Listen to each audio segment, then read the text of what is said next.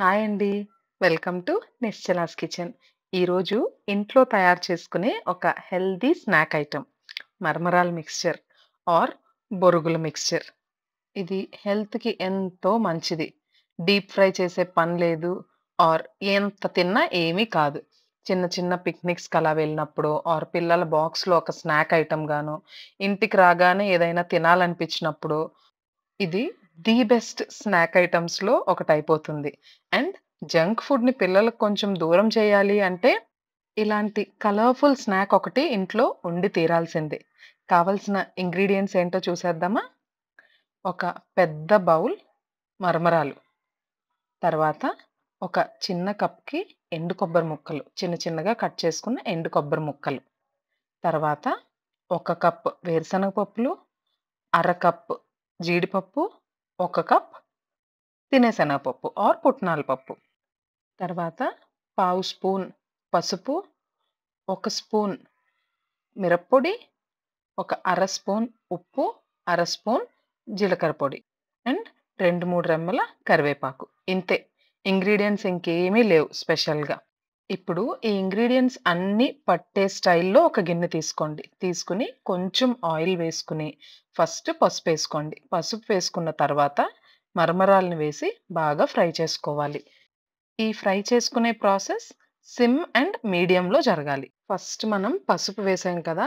ఆ పసుపు అంతా కూడా ఈ మరమరాలన్నిట్లికి బాగా కోట్ అవ్వాలి కాబట్టి కలుపుతూ వేపుకోవాలి.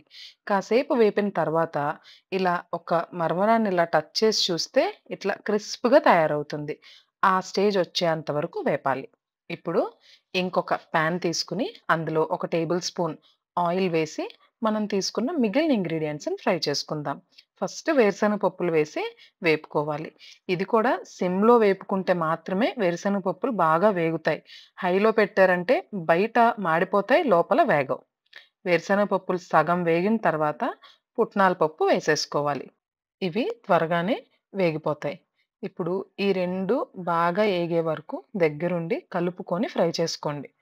ఇవి ఫ్రై అయిన తర్వాత మనం ఇందాక కొబ్బరి తీసుకున్నాం కదా! ఎండు కొబ్బరి ముక్కలు. ఆ ఎండు కొబ్బరి ముక్కలను కూడా వేసుకొని వేపుకోవాలి. ఇవి మాత్రం చాలా పల్చగా చిన్న చిన్న ముక్కలుగా కట్ చేసుకోండి. చూడండి ఇక్కడ నేను చానా పల్చగా కట్ చేశాను. ఆ ఎండు కొబ్బరి ముక్కలు కూడా వేసి కొంచెం అవి కలర్ మారేంత వరకు ఏపుకోవాలి. అవి వేగిన తర్వాత జీడిపప్పు. తక్కువ టైం పట్టేది వేగడానికి జీడిపప్పే. సో, జీడిపప్పుని లాస్ట్‌లో వేసుకున్నాం. జీడిపప్పు కూడా వేసుకొని బాగా కలుపుకోవాలి. ఇది దగ్గరుండి కలుపుకోండి. ఏమాత్రం అటు ఇటు వెళ్లి హైలో పెట్టి మర్చిపోయారంటే మాడిపోతాయి అండ్ తర్వాత టేస్ట్ ఉండదు. జీడిపప్పు కూడా వేగిన తర్వాత జీలకర్ర పొడి. జీలకర్ర పొడి వేసుకొని బాగా ఈ పప్పులన్నిట్లికి కోట్ అయ్యేంత వరకు వేపుకుందాం. ఇవి బాగా కోట్ అయ్యి వేగిన తర్వాత మిరప్పొడి, ఉప్పు కూడా వేసుకొని బాగా కలుపుకోండి. తర్వాత మనం తీసుంచుకున్న కరివేపాకును కూడా వేసుకొని బాగా కలుపుకొని ఫ్రై చేసుకున్న మరమరాల్లో వేసి కలుపుకోవడమే. అంతే. ఉప్పు మాత్రం కొంచెం చూసి వేసుకోండి. ఎందుకంటే మరమరాల్లో ఆల్రెడీ ఉప్పుంటుంది. చూసారా? ఇంత హెల్తీ స్నాక్ ఎంత ఈజీగా చేసుకోవచ్చో ఇంట్లో. ఇలాంటివి గాని ఇంట్లో పిల్లలకి హ్యాండీగా పెట్టి ఉంచామంటే వాళ్ళ ధ్యాస జంక్ వైపు వెళ్ళదు. ఇలాంటి టేస్టీ ఫుడ్స్‌కి అలవాటు పడతారు. మీరు కూడా ట్రై చేస్తారు కదూ! ట్రై చేసి ఇంట్లో పిల్లలకి కూడా పెట్టి ఎలా వచ్చిందో కామెంట్ సెక్షన్‌లో తెలియజేయండి. బాయ్ అండి.